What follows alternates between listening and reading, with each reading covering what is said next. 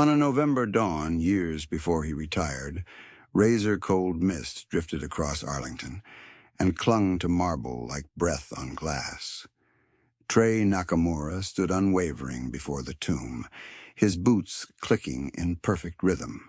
21 steps, pause, turn, repeat, each movement measured against silence older than the morning itself. His face was a carved mask of discipline. His rifle remained steady. Around him, rows of white headstones watched like silent sentinels beneath a sky just learning to lighten. The hill carried that peculiar November cold that slipped through wool, through gloves, through memory. And still he moved as if weather had no claim on him. Trey was 31, broad-shouldered, 6'2", built like a wall that had learned to walk with grace, but at the rail he looked less like a man and more like a vow in motion. His kepi hat sat at the exact angle taught by men who treated precision as prayer. His uniform was immaculate. Every crease was sharp enough to cut glass. Every button caught the thin morning light, and the white gloves on his hands looked untouched by the world beyond that mat of black rubber and stone. The crowd arrived in murmurs and then surrendered to hush. A retired army captain with silver hair stood with his hands folded behind his back, chin lifted, eyes wet and unashamed. A mother in a navy coat pressed 2 fingers gently to her son's shoulder when he started to whisper, and the boy nodded without protest, as if even at 7 he understood there were places where voices must bow. A teenage couple, phones in hand, lowered them together and watched without recording. Near the left rail, an elderly woman in a motorized chair wore a small pin on her lapel, a gold star and a date no one else could read from where they stood. She did not blink during Trey's turn. The tomb itself held the dawn in pale stone, inscription carved with words that no one in that plaza read casually, because casual was not permitted there, not by rule alone, but by weight. Here rests in honored glory an American soldier known but to God. Trey never looked at the words while on the mat, but they lived in his breathing cadence, in the angles of his shoulders, in the absolute refusal to let a single detail slip. To the crowd he appeared calm, almost mechanical, a ceremonial figure, moving by rote. Inside, every instinct was awake, each sound separated and catalogued, the whisper of fabric at the rail, the distant cry of a morning bird over the cemetery trees, the soft scrape of a veteran's cane tip against stone. The discipline was external, the vigilance was total. His boots struck the mat with a rhythm that became its own language. Click, click, click. 21 steps laid down like measured testimony. Pause. A precise turn, not dramatic, not theatrical, simply exact. Shoulder shift. Rifle repositioned against the same seam each time. Then 21 back. The pattern repeated, yet nothing in it felt repetitive to those watching. It felt enduring. It felt like a heartbeat carried across generations by men who accepted that they were temporary, and the duty was not. 2 Marines in dress uniforms stood farther back as visitors among visitors, their posture unconsciously mirroring his. A middle school history teacher from Ohio quietly counted under her breath, then stopped when she realized she had begun doing it aloud. A father holding a folded map lowered it and drew his daughter closer so she could see the guard's feet move with geometric certainty. Even the wind seemed to pause when Trey halted at the end of each lane, as if the whole hillside had agreed to keep step with him. He had learned long ago that stillness could be harder than motion, and reverence harder than anger. Outwardly, nothing in him flinched. Inwardly, the years before, Arlington moved like distant thunder under the discipline. The hard edges of deployment nights, radio calls in the dark, dust and heat and the metallic taste of fear. Those years were not visible to the tourists, not meant to be. What they saw was the final form of something forged elsewhere, a sentinel whose calm had been purchased at non-trivial cost. The resulting tension between what the eye could register and what duty had required of him was the hidden architecture of the ceremony. A cold draft rolled down the slope and tugged at coats in the crowd. Trey's chin did not shift by a fraction. His eyes stayed locked on a point only he could see, unreadable and clear at once. The rifle sling lay perfectly flat against his shoulder.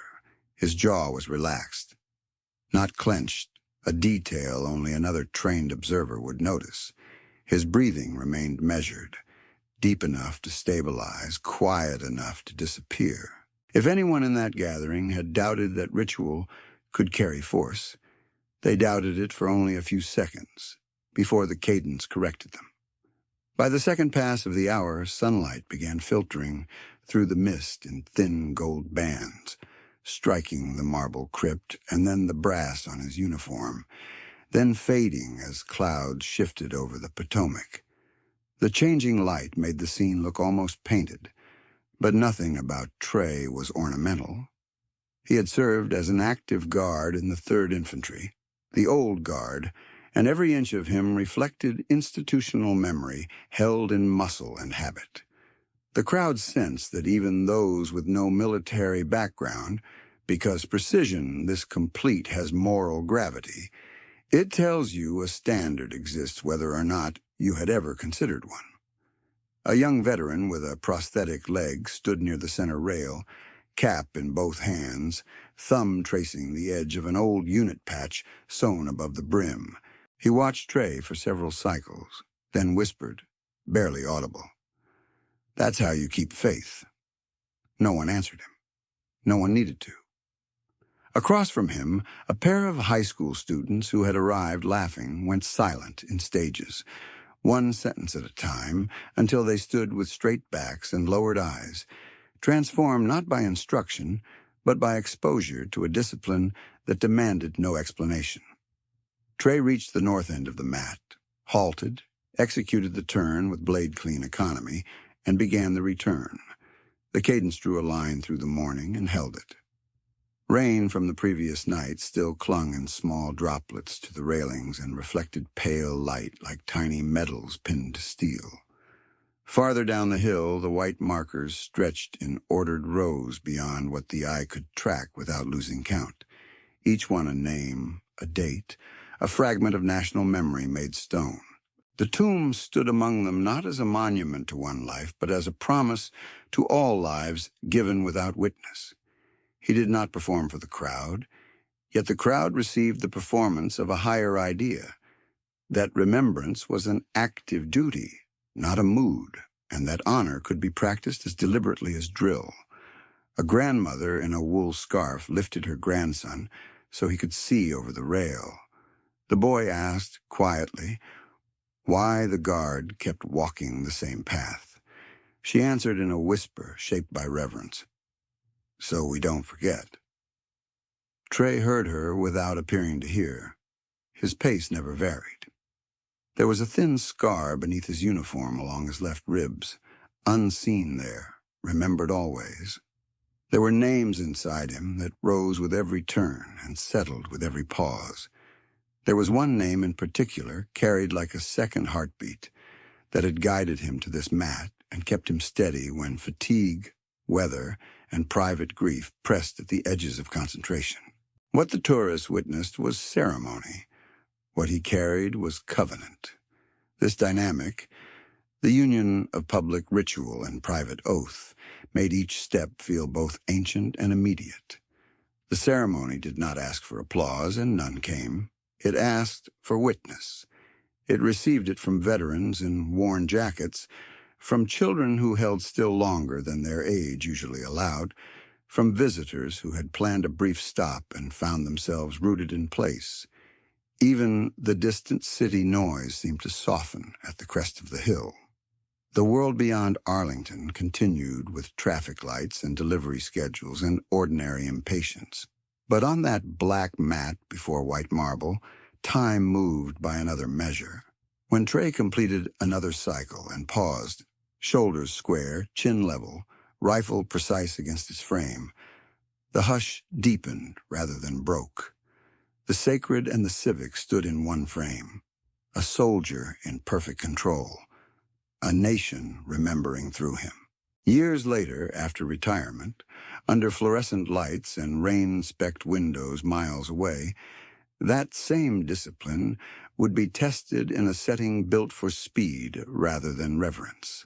But at dawn in Arlington, before disruption, before voices rose, before arrogance mistook silence for weakness, there was only the cadence, the marble, the mist, and a sentinel keeping watch for those who never came home.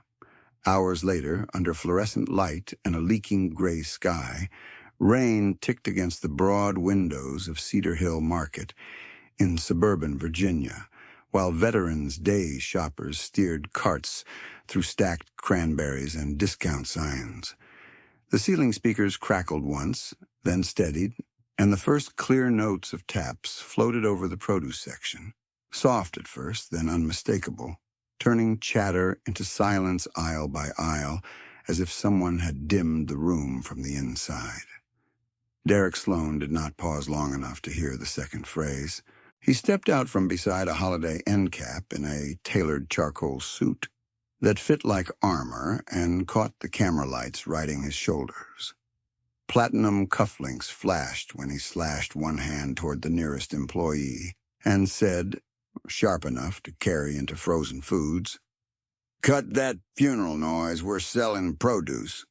His live stream crew, two young operators in branded jackets, kept rolling on reflex, lenses swinging with him as he advanced into the center lane and looked for the nearest target to prove his point.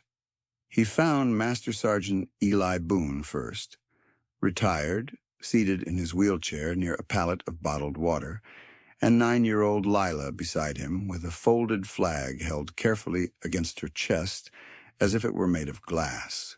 Sloan's expression flattened into managerial contempt. "You two are blocking display traffic," he said, voice amplified by the open mic clipped to his lapel.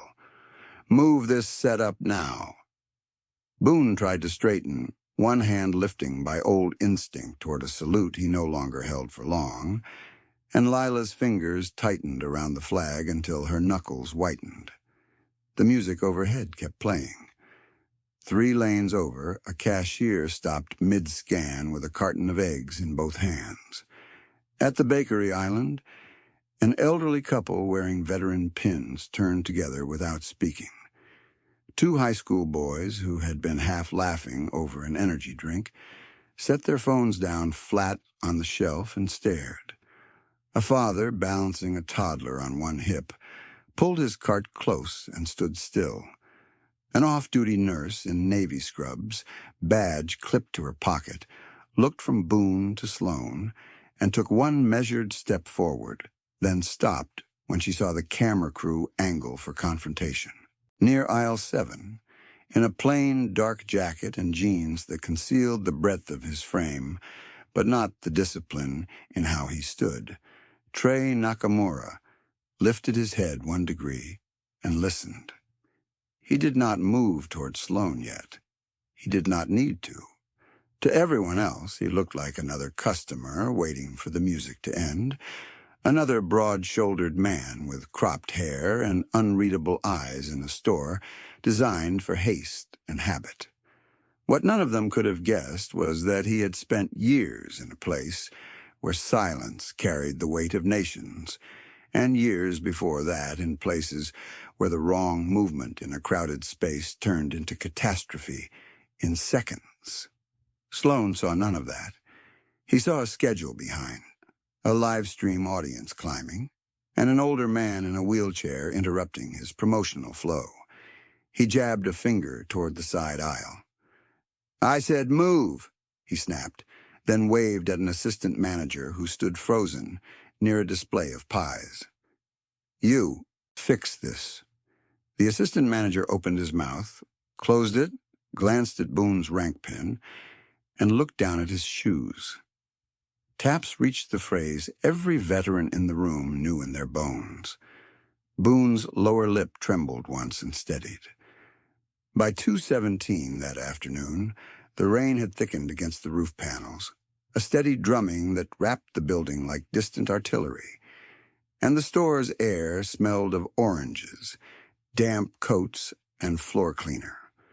Sloan lunged for the nearest intercom station, mounted on a column, and pressed the talk key over the music. "Attention, shoppers," he said with brittle cheer. "Flash produce markdowns in aisle 1, 2 minutes only. Don't miss." The bugle line continued beneath him, thin and defiant through compressed speakers, and several people flinched, as if two realities had collided in the same narrow frequency. A woman in a veteran wife jacket whispered, "Don't do this here." But her voice disappeared under the mic feedback. The toddler on his father's shoulder stopped squirming and watched Boone's raised hand. A stock clerk in his early 20s took one step toward the audio control room, then froze when Sloan barked, "Stay on task." Lila looked up at her grandfather, then at the ceiling, trying to locate where the notes were coming from, and whispered, "Grandpa, should we stand?" Boone nodded once, eyes fixed forward, shoulders fighting for posture. Sloan turned back to them, impatience hardening into performance. "Not in the middle of my floor plan," he said, and set his hand on Boone's wheelchair handle, with a quick, impatient shove meant to clear space, thoughtless in public. The chair rolled half a foot before Boone caught the wheel rim. Gasps rippled from a checkout to Floral. One tourist hissed under her breath. The off-duty nurse moved again, faster this time, then halted when a man in a plain jacket had already stepped one pace out from aisle 7 and planted himself where the lane opened widest. Trey still had not spoken. His breathing stayed measured, shoulders squared, eyes taking inventory in the old order. Exits, hands, distances, the child's footing, the veteran's center of balance, the manager's body line, the cameras, the nearest uniformed responder. Inside him, training aligned with memory in a single hard click. He had been forged to detect threat before sound named it, disrespect before policy caught up to it, panic before crowds became dangerous. To Sloan, he remained invisible because Sloan measured men by titles, on badges and price tags on sleeves. The speakers carried the final phrase of Taps toward its last suspended note. Every scanner in the front lanes kept beeping for 3 more seconds. Then one by one stopped as cashiers lifted their hands away from keys. Conveyor belts hummed empty. A bakery timer buzzed and went unanswered. Boone drew his fingers to his brow in an old salute that trembled but held. Lila tried to mirror him with her free hand while keeping the folded flag tight against her heart. Sloan opened his mouth to issue another command. He was challenging the one man in that building who had stood guard over the unknowns without blinking through rain, heat, and grief. A sentinel who understood that protocol was not decoration, but covenant, and who had learned in war and on sacred marble that some lines are crossed only once before consequence arrives. Before we dive into this story, where are you watching from? Let us know in the comments. And if you believe that values like honor, courage, and sacrifice still matter, join us in keeping their legacy alive. The moment held like stretched wire, and the store seemed to inhale without exhaling. Trey's right hand hovered near his brow, not yet lifting, while his gaze tracked the lane with clinical calm.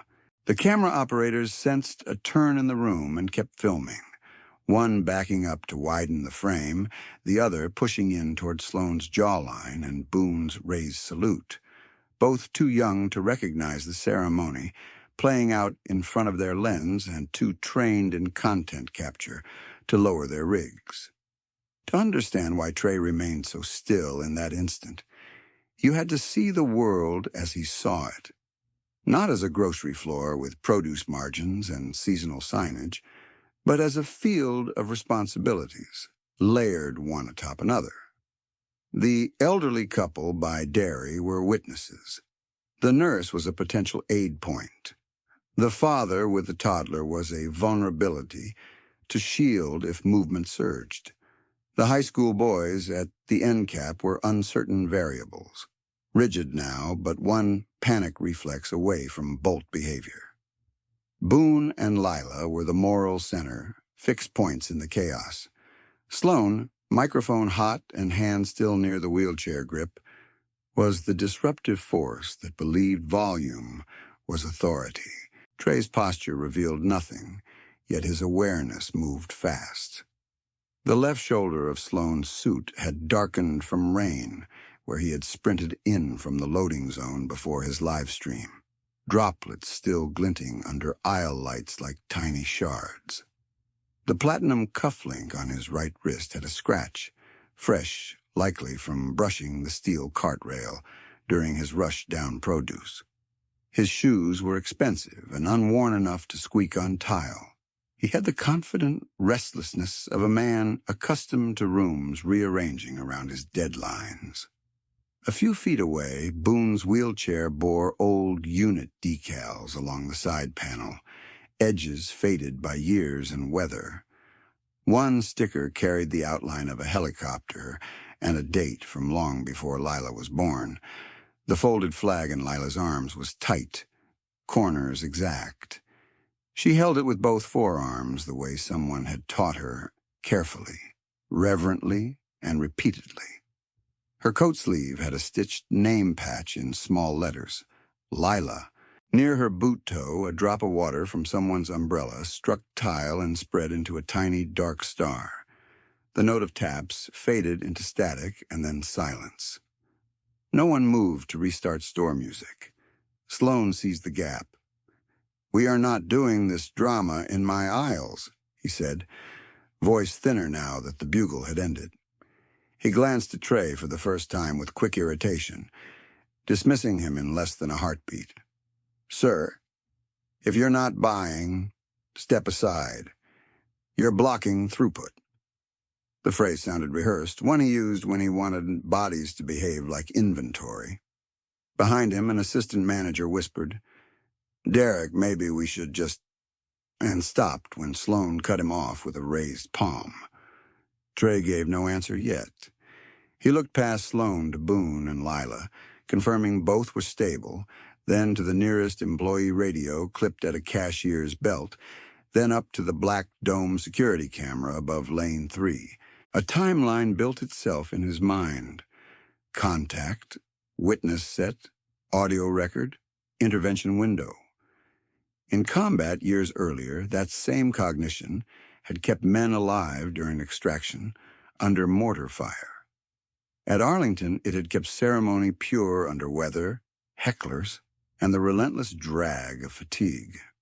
Here, under fluorescent hum and discount banners, it prepared to do what it had always done, protect the meaning that others treated as background noise.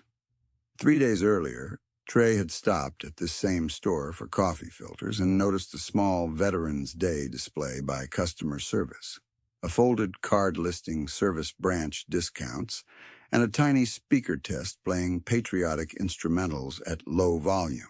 He had nodded once and kept walking. Now he saw that display from across the lane, partly crushed where an overstacked box had slid into it during the commotion, and the irony landed without changing his expression. Symbols were easy. Conduct was the test. The crowd had become a republic in miniature. A retired postal worker in a windbreaker clasped his cap against his chest. The high school boys stood with chins tucked and eyes wide, stripped of swagger by a scene they had not expected in a grocery run. The nurse's jaw had set. If someone fell, she was ready. The father shifted the toddler gently and murmured, "Quiet, buddy," though the child had already gone quiet on his own. At self-checkout, a woman who had been tapping her card held it motionless above the reader, forgotten. Sloan mistook that silence for compliance. He straightened his tie, squared his shoulders for the camera, and tried to reclaim narrative. "Folks, minor interruption," he said into the lapel mic. "Let's keep things moving. Holiday savings, don't wait." His smile was all enamel and no warmth. It failed in the stillness. Trey felt, not heard, the old pressure shift inside his chest, where scar tissue pulled along his left ribs when he drew a deeper breath. The thin line from shrapnel near Raqqa had long since healed to a pale seam, but on damp days it reminded him of extraction smoke, of shouted grid coordinates, of Marcus Hale laughing at bad coffee under incoming rounds because humor was his way of refusing fear. That memory did not soften him. It steadied him. In that fluorescent aisle, with rain shouldering the roof and witnesses locked in place, anticipation became its own kind of drumbeat. Trey's hand rose 1 inch, the beginning of a salute. Boone held his trembling salute. Lila looked up at the man in the plain jacket as if waiting for permission to believe order still existed. Sloan took 1/2 step forward, ready to issue one more command to the wrong man. Sloan's polished shoe kissed the tile and squeaked, and Trey read the whole room in that single sound. Fluorescent tubes buzzed overhead with the dry electrical hum of a place built for speed, while outside rain crossed the windows in diagonal streaks and turned the parking lot lights into blurred halos. The Produce misting system clicked on, releasing a cool metallic spray that smelled faintly of lettuce and steel. Somewhere behind frozen foods, an automatic door thudded shut. Near lane 4, a register light blinked red over an abandoned transaction. The everyday machinery of commerce kept trying to run, but the people inside it had gone still. He stood in plain clothes, yet nothing about him was casual. The jacket sat square across his shoulders because his posture never surrendered. His feet were shoulder width, balanced, the same geometry he had used on ceremonial stone and in combat dust. His right hand hovered on the clean, vertical line between rest and salute, fingers already straightening with ritual precision. The crowd saw an unremarkable customer blocking a lane. What trained eyes would have seen was an axis locking into place. Even out of uniform, discipline shaped him like an unseen frame. At the end cap closest to Derry, the elderly couple with veteran pins had moved as one unit, shoulder to shoulder, their wedding bands dull under store lights, their faces weathered by years and weather and waiting. The husband's lower jaw worked once, then set. His wife held her purse against her coat with both hands and watched Boone with the expression of someone witnessing an old wound reopened in public. 2 aisles over, the high school boys stood with heads lowered, phones face down beside a display of canned yams, unsure what rule they had crossed, but certain they were standing in the presence of one. The father with the toddler shifted his weight to keep the child steady on his hip. The little boy, who had been squirming for candy minutes earlier, had both palms on his father's shoulder and eyes fixed on Trey's hand.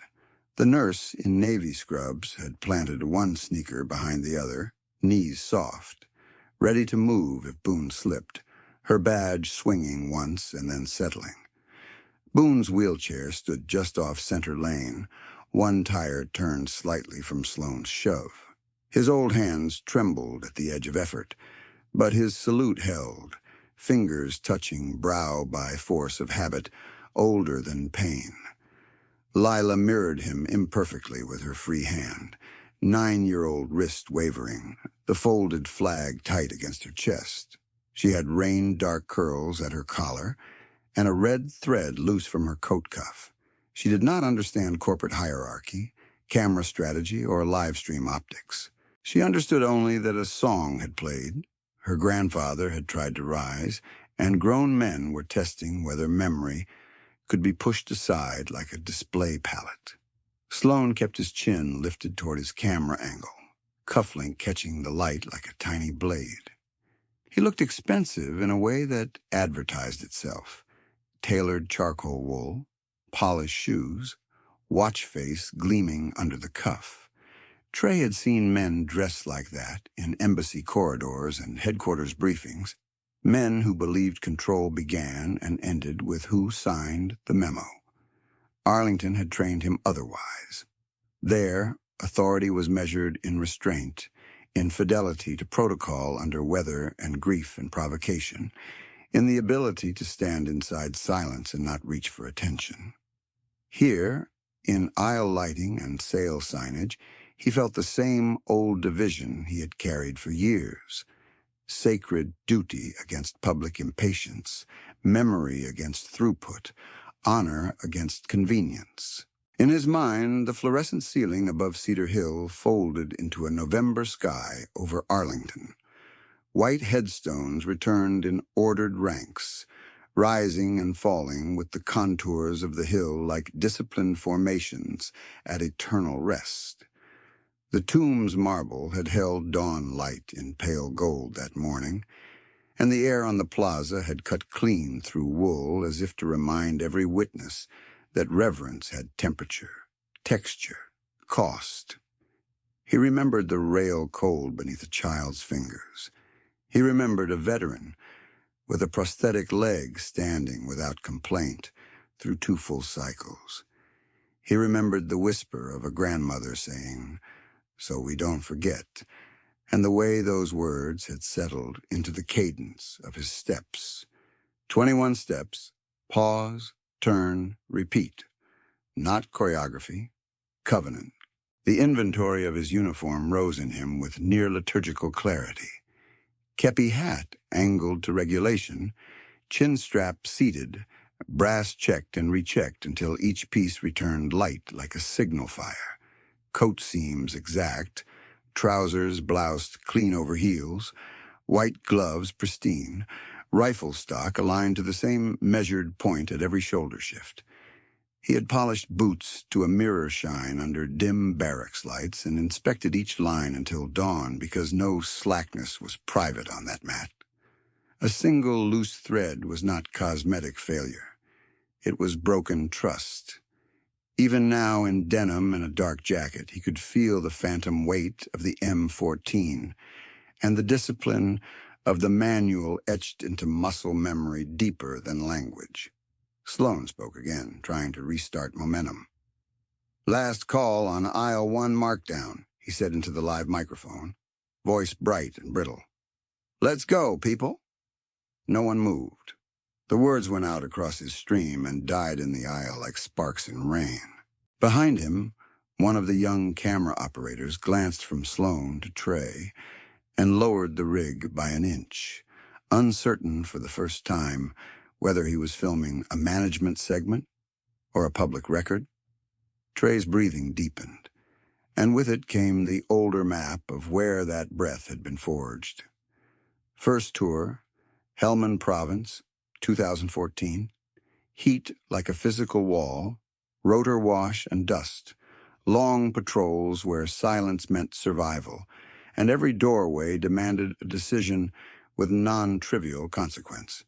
He had been 23, already broad through the chest, already disciplined, but still learning the difference between confidence and composure. Second tour, Eastern Afghanistan, 2016. Mountain wind, thin roads, villages suspended between routine and ambush, nights broken by radio traffic, and the hard mathematics of extraction windows. He had earned trust there, not by bravado, but by pattern recognition, by seeing what did not fit and acting before panic spread. Syria came later, 2018, near Raqqa, where ruin and heat and smoke collapsed distance and made every street feel temporary.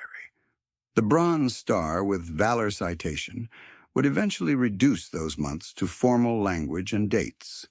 Trey remembered them instead as faces, voices, and the weight of names carried home. Marcus Hale sat at the center of those names. Specialist Hale, same platoon, same dust, same bad coffee, a grin that arrived first and made room for breath in places that did not offer much. Hale could make men laugh on 4 hours of sleep and an MRE dinner. During one mortar-heavy night outside a temporary compound, with alarms cutting through darkness and everyone crouched behind barriers that felt too thin for the incoming, Hale had looked at Trey, lifted a dented mug, and said, "If I make it home, I'm never eating instant coffee again. I want the kind that costs too much and takes 10 minutes to brew." It had been absurd and perfect, and the squad had laughed in spite of themselves because that was Hale's gift. Not denial, not bravado, just stubborn humanity under pressure. The day Trey lost him had begun with routine briefings and ended in a churn of smoke, shouted coordinates, and metal fragments slicing the air. Extraction turned violent in seconds. Trey remembered the shock wave more than the sound, remembered hitting ground, remembered trying to orient, while dust erased horizon and distance. He remembered Hale moving toward him instead of away, using his own body as a shield when another burst came in. Trey woke in field care, with fire along his left side and a medic pressing gauze near his ribs. The scar that remained was thin and pale now, drawn like a hard underline beneath his jacket. But on damp days it pulled when he inhaled deeply. A private reminder paid for by someone else's final choice. He came home with a decoration, a file, and a silence that sat beside him in every room. The prevailing civilian story about honor was often loud, ceremonial, purchasable in symbols. Trey knew better. Honor was Hale refusing to leave him in that smoke. Honor was Boone trying to salute from a wheelchair while his hand trembled. Honor was a child holding a folded flag as if it might break.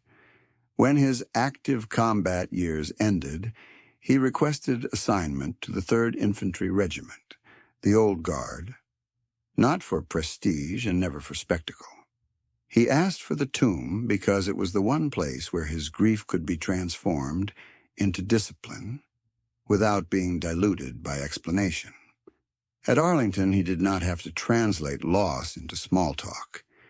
He could stand watch and let the ritual speak, to honor the unknown soldiers who never made it home, and the known ones whose names never stopped echoing.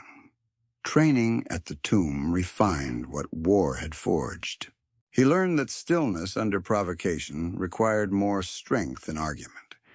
He learned that protocol was not rigidity, but guardianship, a framework built to protect meaning from the erosion of convenience. He learned to detect disrespect not only in shouted insults, but in hurried gestures, careless hands, interruptions dressed as efficiency. He learned that when a sacred act began, the correct response was immediate and total, whether anyone was watching or not. Those lessons had followed him into retirement like engraved steel.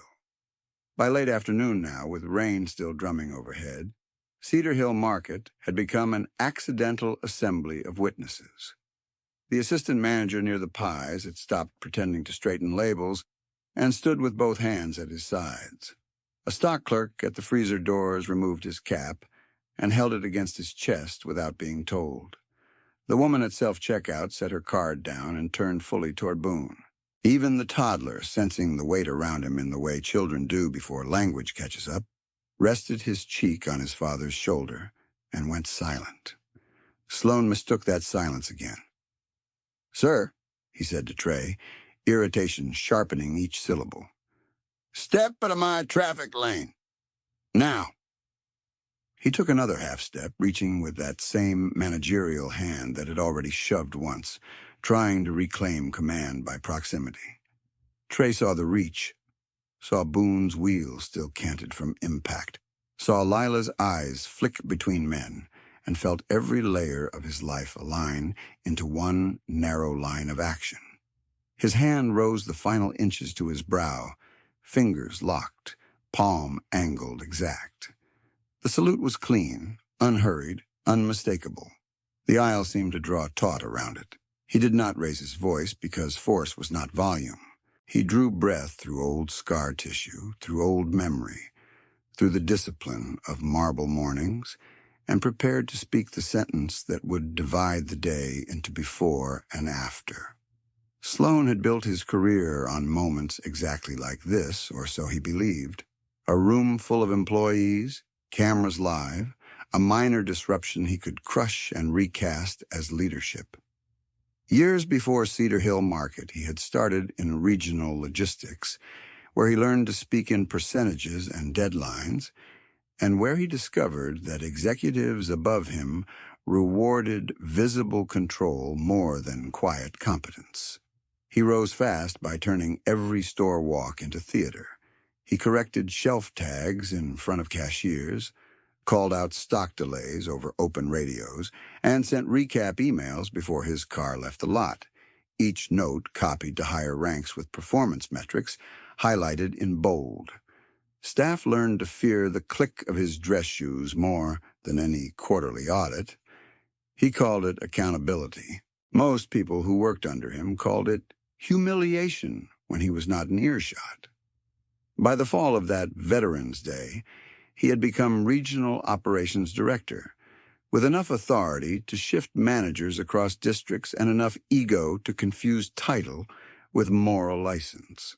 He was known for one ritual in particular: surprise live stream inspections branded as transparency updates, complete with branded backdrop, ring light, and a rotating pair of young media contractors who followed him through stores as if he were hosting a broadcast instead of policing aisles. The feed drew investors, vendors, and internal viewers from headquarters. Sloan loved it because a camera turned his impatience into policy. At 2:18 p.m., with rain pressing the glass and shoppers caught in a hush he could not read, he tilted his jaw toward the nearest lens and tried to convert public discomfort into personal authority. "We're getting back on schedule," he said, crisp, almost cheerful. "I need this lane clear now." The words were aimed at Boone and Lila, but he delivered them for the stream. Behind the confidence, a vein pulsed near his temple, small and sharp. The younger camera operator glanced at his monitor, then at Boone's raised salute, then back at Sloan. "Sir, comments are spiking," he muttered, unsure whether that was warning or encouragement. Sloan gave him a flat look that meant, "Keep rolling." He did not notice that the comments, now climbing, had turned from engagement to outrage. He noticed Trey only as obstruction, a broad man in a plain clothes, no rank visible, no uniform, no institutional insignia he recognized. In Sloan's framework, that meant no standing. He had spent years in boardrooms where respect followed badges, business cards, and compensation brackets. Reverence for anything outside that structure struck him as inefficiency dressed up as sentiment. Taps had interrupted his promotional segment. A veteran in a wheelchair and a child with a folded flag had disrupted his floor plan. A silent stranger in a dark jacket now occupied his path. To Sloan, the solution remained identical: issue command, force movement, continue the show. "Last instruction," he said, turning slightly so the camera captured his profile and cufflink. "Step aside, parade boy." The label landed in the aisle like a thrown can. Several shoppers flinched. One of the high school boys whispered, "He really said that," then clamped his mouth shut when his friend elbowed him. Boone's eyes hardened, old soldier to old soldier, and his salute did not drop. Lila pressed closer to his chair, folded flag tight against her coat. The off-duty nurse took another half step and stopped again when Trey remained exactly where he was, immovable without looking aggressive, calm without yielding a single inch. That stillness, more than any raised voice, began to alter the room. Sloan reached for the wheelchair handle again, trying to make his earlier shove look like routine crowd control. His fingers never made contact. Trey shifted one foot, no wasted motion, and the lane closed as if a steel gate had been set in place. He did not touch Sloan. He did not crowd him. He simply occupied the only line that mattered. "What are you, security?" Sloan snapped. "You don't work here, so move." His voice rose on the final word, then cracked faintly, a tiny fracture the room heard. He hated that they heard it. Trey's salute remained razor clean. His face stayed unreadable, carved from the same discipline that had held under mortar alarms and Arlington winds.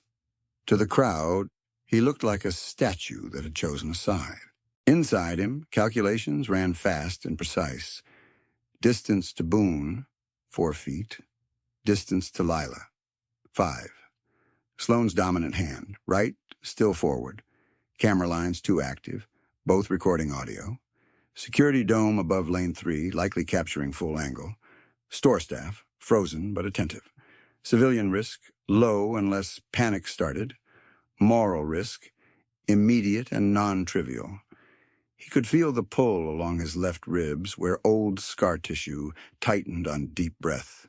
He welcomed it. Pain was information. Memory was direction. Marcus Hale's grin flickered through his mind for one clean second. Not as distraction, but as compass, and then was gone. Trey did not need anger to act. He needed alignment. He had it. The crowd continued to thicken without anyone calling others over. A man in work boots left his cart by dairy and removed his ball cap. A grandmother with 2 grocery bags set them down and straightened her spine. The elderly couple with veteran pins moved one step closer, eyes fixed on Trey's raised hand. Even employees from the back corridor drifted toward the lane opening, drawn by silence heavier than any announcement. Sloan saw the gathering bodies and misread them as audience. He smoothed his tie, forced another smile toward the camera, and tried to narrate control back into existence. "Folks, we honor service every day through community support," he said. "But we also have to keep commerce moving." The words sounded polished and hollow at once. From somewhere near checkout, a cashier said quietly, "Sir, with respect, taps just played." Sloan snapped his head toward the voice. "Then it's over. Back to work." No one touched the scanner. Rain drummed harder overhead, steady and insistent. The produce mister hissed and shut off. A child near cereal asked his mother in a whisper why everyone was standing so straight. She answered without looking away from Trey, "Because this matters."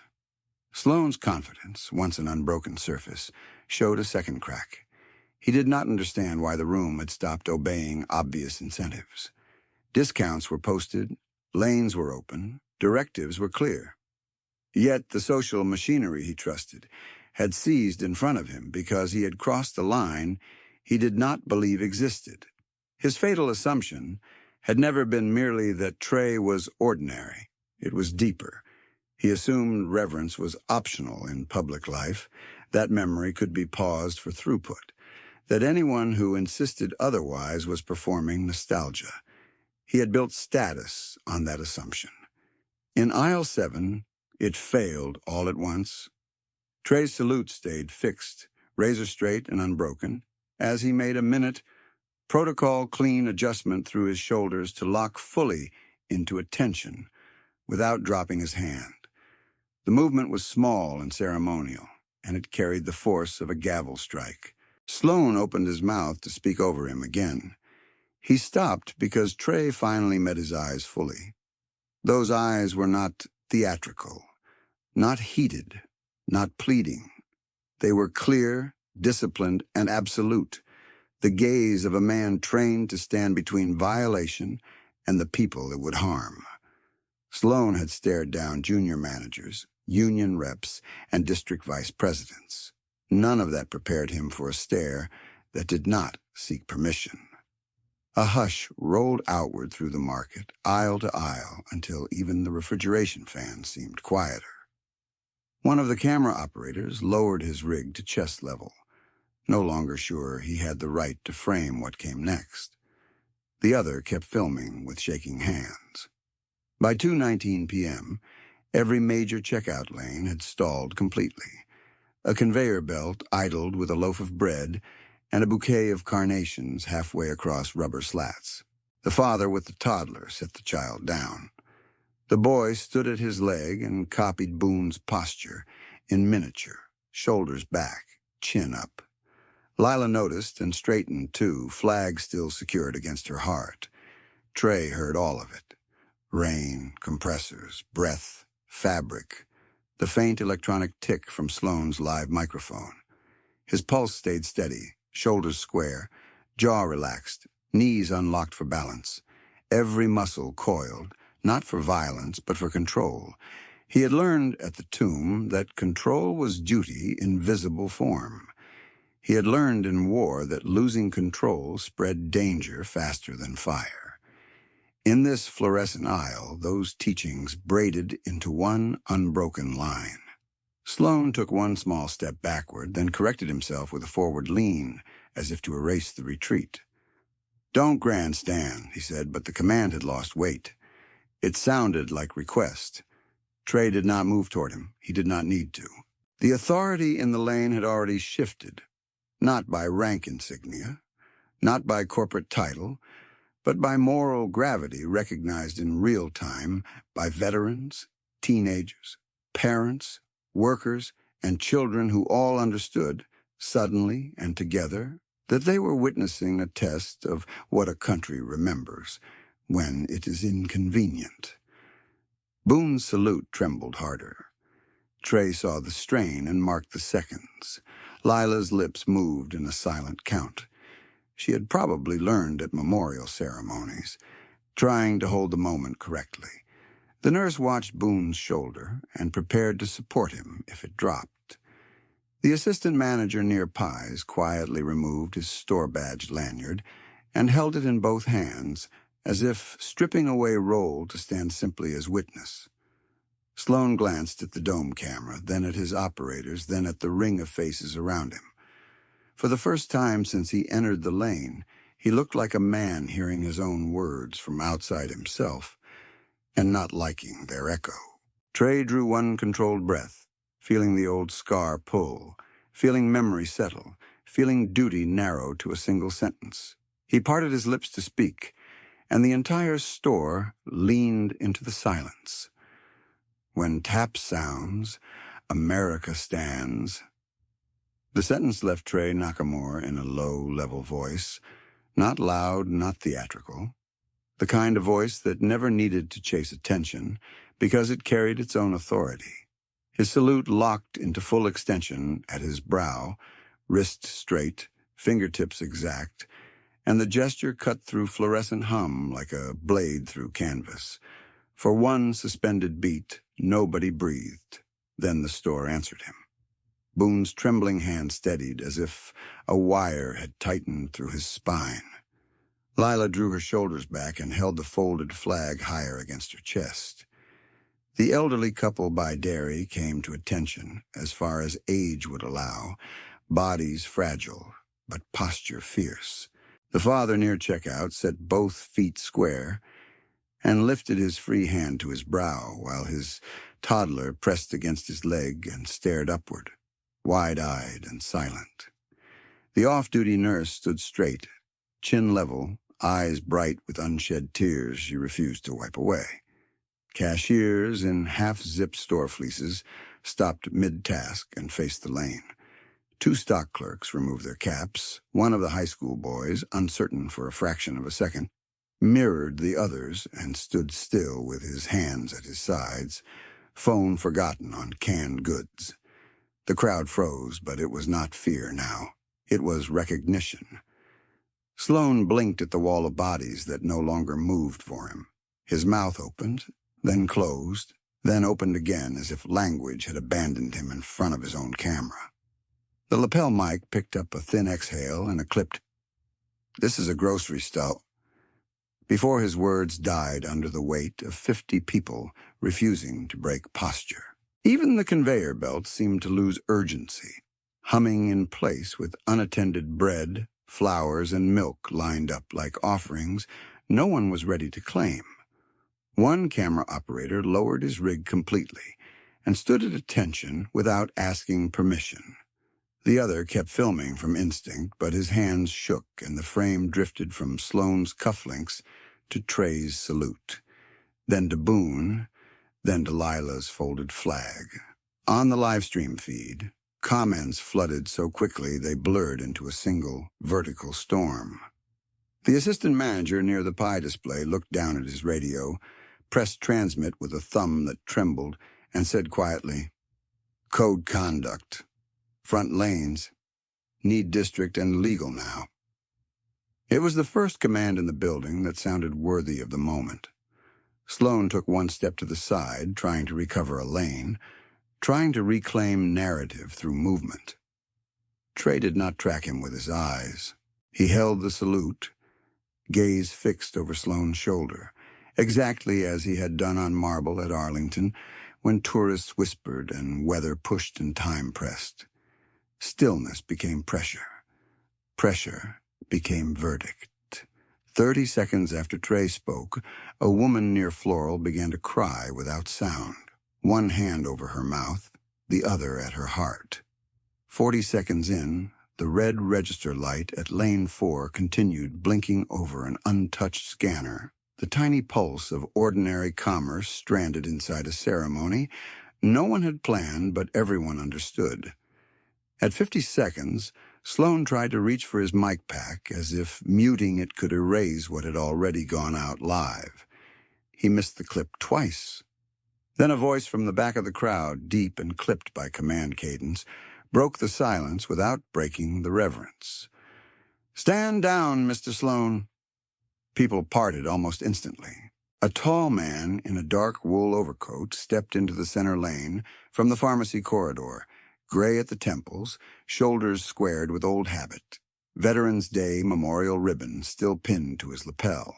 He had been another shopper a minute earlier, basket in hand, unnoticed near seasonal cards. Now he looked like what he was even in civilian clothes. Institutional authority made human.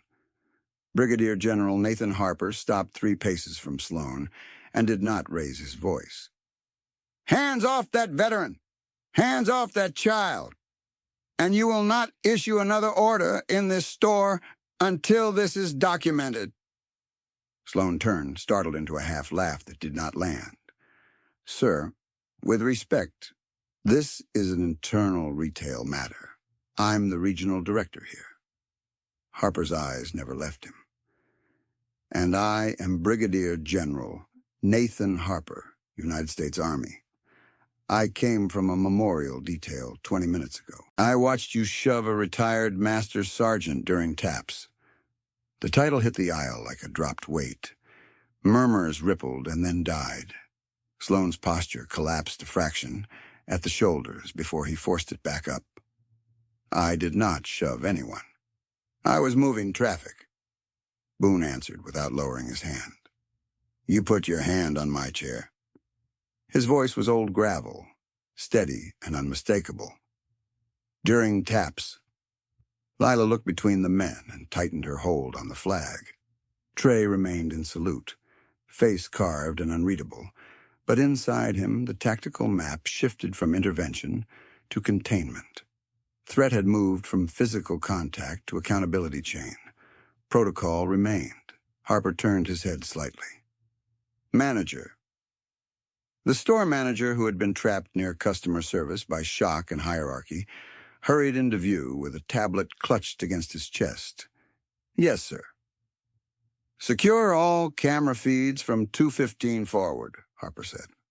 "No deletions, no edits. Include audio." "Yes, sir." "Already pulling lane 3 and produce wide." "Patch corporate counsel in now. Speaker." The manager nodded and moved fast, dialing with both thumbs, rainwater still drying in spots on his shirt, from a run to receiving and back. Around them the crowd kept posture, as if unwilling to be first to break the line Trey had established. That line held the room together. Sloan found his voice again and aimed it at procedure. "General, you do not have jurisdiction over my corporate operations." Harper gave him a level look that carried neither anger nor uncertainty. "Jurisdiction is what arrives after facts are recorded. Right now, the fact is simple. You made unlawful contact with a disabled veteran and attempted to interfere with a memorial signal in a public space." He shifted his gaze to Trey for the first time. Recognition immediate. "Sergeant Nakamura." Trey did not drop his salute. "Sir." "Good to see you standing your ground." "Honoring the call, sir." Sloan stared from one man to the other, calculations scrambling. "You know him?" Harper answered without ornament. "I know his service record. 2 tours Afghanistan, Syria deployment, Bronze Star with Valor, former Sentinel, Tomb of the Unknown Soldier." He let the words settle where Sloan's assumptions had been. "You picked the wrong man to mistake for decorative." A sharp inhale passed through the gathered shoppers. One of the high school boys whispered, "Tomb Guard," like he had said the name of a mountain. The father with the toddler adjusted his stance and stood taller. The nurse's eyes moved to Trey with a new expression. Not surprise exactly, but understanding arriving in full. By the next minute, the manager had corporate counsel on speaker, voice crisp and remote through the tablet. "This is legal. Identify all principals on site." The manager swallowed. "Regional Operations Director Derek Sloan, Brigadier General Nathan Harper, witness, retired Master Sergeant Eli Boone, impacted party, minor family member present, multiple civilian witnesses, active live stream capture, and store security footage secured." Counsel's tone hardened. "Mr. Sloan, are you currently on a live company broadcast?" Sloan hesitated just long enough to answer the question for everyone. "Yes." "Then hear this clearly. Effective immediately, you are suspended from all operational authority, pending investigation. Remove your company badge, surrender access credentials to the store manager, and cease speaking on behalf of this company." The words came through cheap speakers and still sounded like steel. Sloan's face drained, then flushed. "You can't do this on a call." Counsel did not blink through the line. "We just did." One camera operator, still standing rigid, reached up and cut the live stream feed with a thumb press. The red indicator vanished. In the sudden absence of broadcast light, Sloan looked smaller, less like a director, and more like a man in an expensive suit learning consequence in public. At that same moment, 2 county police officers entered through the front doors, rein on their shoulders, summoned by the earlier radio call, and at least 3 shopper reports. They moved with professional calm, hands visible, eyes scanning the crowd before centering on the lane. Harper stepped aside one pace and gave a concise witness statement, precise to the second. The manager forwarded camera clips directly from the security console to the responding officer's tablet. The shove played in grainy overhead. Hand a wheelchair handle, forced movement, Boone's wheel jerk. The lead officer turned to Sloan. "Sir, based on witness statements and video, you are being cited for assault and disorderly conduct. No handcuffs, no spectacle, just legal language applied with clean finality. You will receive instructions for court appearance." Sloan looked around for support and found none. Employees who once snapped to his commands held their ground beside veterans, parents, and teenagers who had just learned what public respect looks like when it is tested. He removed his badge with stiff fingers and placed it in the manager's hand. The platinum cufflink flashed once more under aisle lights, then went dull. Only when the officer stepped Sloan back from Boone's chair did Trey lower his salute. The motion was exact, controlled from shoulder to wrist, as deliberate as raising it had been. Around him, the crowd followed in uneven waves, salutes lowering, hands returning to carts and sides and folded coats. The release carried a collective breath through the building. Not relief alone, but catharsis. Boone's arm shook hard as it came down. The nurse was there instantly, steadying his elbow without fuss. Lila looked up at Trey, eyes wide and bright. "Mister," she whispered, "thank you for making them stop." Trey knelt to her height, careful and formal, even in tenderness. "You and your grandfather already stood where it counted," he said. "I just made the room catch up." Harper watched that exchange with his jaw set and his eyes softened by recognition of the deeper ledger in play. He turned to the officers and the manager. "Ensure every file is preserved, every witness statement logged. This does not get minimized into a customer service incident." "It won't, sir," the manager said, and this time his voice held. Rain continued against the windows, steady as drum taps on a distant parade route. Scanners remained silent for another long moment while people looked at one another across produce bins and checkout lanes, strangers bound by what they had just witnessed. In that fluorescent store, beneath sale signs and speaker grills, the order of things had been restored. Not by shouting, not by force, but by one salute, one sentence, and the arrival of truth with authority behind it. The silence held for a few more breaths, then life returned in careful increments, as if nobody wanted to be the first person to treat the moment like routine. The lead officer guided Sloan toward customer service to complete the citation paperwork, and the second officer remained with Boone, crouching to eye level so the veteran would not have to crane his neck. "Master Sergeant Boone, I need to confirm your statement on record," he said. "You're saying he placed his hand on your chair and shoved you during taps." Boone nodded once. "That is exactly what happened." Lila tightened her hold on the folded flag, listening with a seriousness far older than 9. Trey stood one pace behind her and to the left, a protective angle out of instinct, while Harper and the store manager moved to the security office door. Inside that cramped room, beneath a wall of live camera feeds, the manager's hands shook less now that there were clear orders.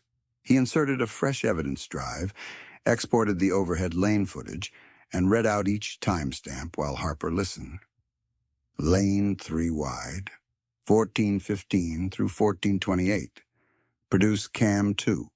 Same window. Front register audio capture. All copied. He swallowed. And the live stream archive from Sloan's team is downloading from the cloud account now. Harper gave one short nod. Chain of custody. The manager labeled the drive, sealed it in an evidence envelope, signed across the flap, and handed it directly to the officer at the door. The physical record was no longer rumor. It was secured. Back at the lane, one of Sloan's camera operators approached, with his rig cradled like something fragile. He was young, rain still damp at the collar, and visibly rattled. "Sir," he said to the officer, then glanced at Boone. "I kept rolling. Full audio. He told me to keep filming."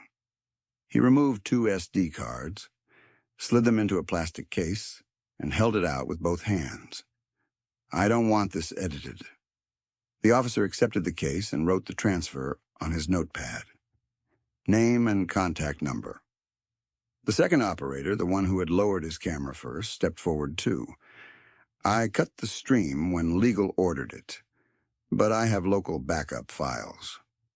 "Same process," the officer said. Near the pie display, the assistant manager, who had frozen earlier, finally finished the sentence he had swallowed. He approached Harper, with his store radio clipped to his belt and his voice low. "Sir, earlier when I said, maybe we should just—" he exhaled. "I meant we should let taps play. I loaded that track this morning. Our local veterans post asked if we could run it at 2:15. I told Sloan before the walkthrough. He said metrics came first. Harper held his gaze. Put that in your written statement. I will. At 2:46 p.m., with rain still stitching the windows, corporate counsel called back on speaker for a formal follow-up. This time, the voice was accompanied by human resources. Mr. Sloan's access has been terminated effective immediately, counsel said. All credentials revoked. District leadership is inbound. The archive stream and all mirror clips are preserved under legal hold. A public statement will issue tonight. This incident will not be reframed as customer conflict. The manager looked relieved and ashamed at once. Understood. HR added, Mr. Boone, we will contact you directly to apologize and provide full cooperation with law enforcement. Boone answered plainly, Put your apology in writing. To my granddaughter, too. She was here. You have my word, HR said. The red register light at Lane 4 still blinked over the abandoned bread and carnations until Lila noticed it and tugged Trey's sleeve. It's still flashing. Trey looked up. Then we finish what was interrupted. He crossed to the unattended lane, lifted the divider, and handed the bread and flowers back to the woman who had left them. Ma'am. She took them with wet eyes. Thank you. The cashier returned, keyed the register back to life, and the blinking stopped. Across from them, the crushed Veterans Day display by customer service was set upright by the same high school boys who had stood frozen earlier.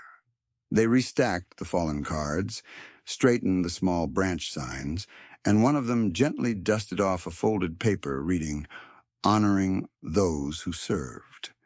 The strange little wreck from the shove and scramble did not stay wrecked. By 3:10 p.m., Sloan had signed his citation, surrendered his badge, and walked out under police escort into the rain, no cameras following. The scratched platinum cufflink flashed once when he pulled his coat sleeve down, then disappeared into gray weather and traffic. Harper turned back to Trey near the front windows. You still keep certification current? Trey nodded. Yes, sir. Annual qualifications complete before retirement. Harper's expression shifted, command hardening into purpose. The old guard has a ceremonial gap at dawn. One sentinel went down with a fever after tonight's memorial cycle.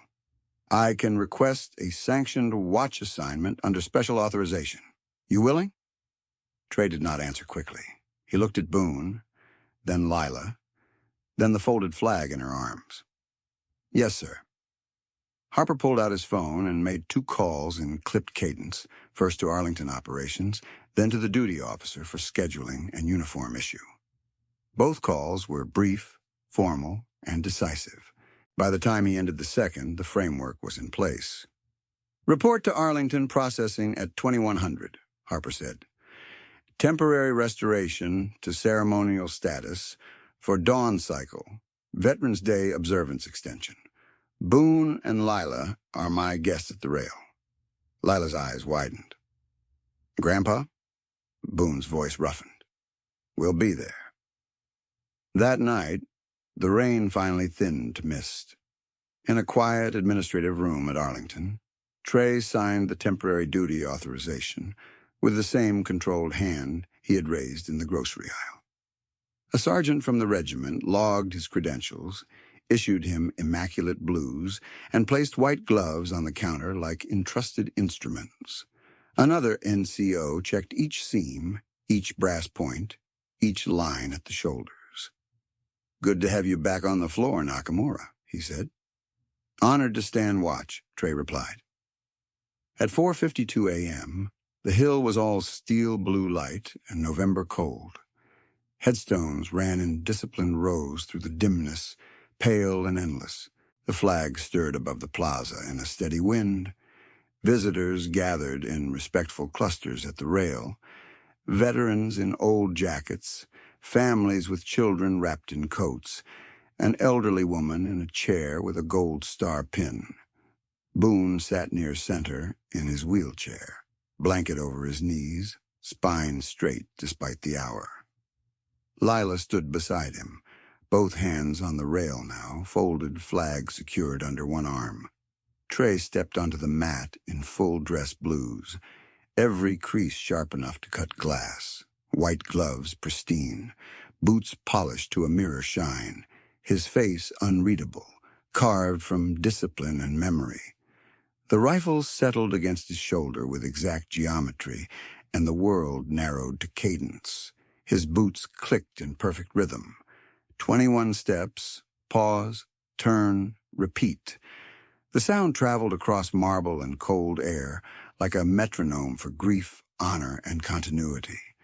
No one whispered. No one shifted unnecessarily. The little movements of ordinary life, zippers, cuffs, a child's restless feet, quieted under the weight of ritual. Inside that stillness, Trey carried the same names he had always carried. Marcus Hale among them, vivid as ever. He also carried the fluorescent aisle, the trembling salute, the child holding a flag in a grocery store, while adults decided what mattered. The two worlds did not conflict now. They aligned. By first light, the eastern sky warmed thin gold. The marble inscription caught it first, then his brass, then the rail where Boone and Lila watched without blinking. Boone lifted his hand and gave one more salute, steadier than yesterday, held as long as he could. Lila mirrored him, jaw set in concentration. Trey reached the end of the mat, halted, turned with blade-clean precision, and passed their line of sight again. For one breath, his gaze touched theirs, no break in protocol, only acknowledgement carried in composure. Boone's eyes closed briefly, then opened with a quiet peace that had been absent in the store. When the cycle ended and relief took post, Trey stepped off the mat and moved down the side path, where authorized guests waited. He stopped before Boone first. "Master Sergeant," he said. Boone returned a small nod. "Sergeant." No extra words. None needed. Then Trey looked to Lila. She held the folded flag up a little higher, as if presenting it for inspection. He went to one knee to meet her eyeline. "You held it right," he said. "All the way through." She swallowed, then whispered the sentence she had been carrying since the aisle. "Grandpa says Dad would have stood like that too." Trey's voice softened without losing its steel. "He did, and he was remembered exactly the way he deserved." Lila nodded, pressing the flag to her chest, and leaned lightly against Boone's shoulder. Above them, the flag on the hill moved in the morning wind. Beyond them, the headstones stood in ordered silence.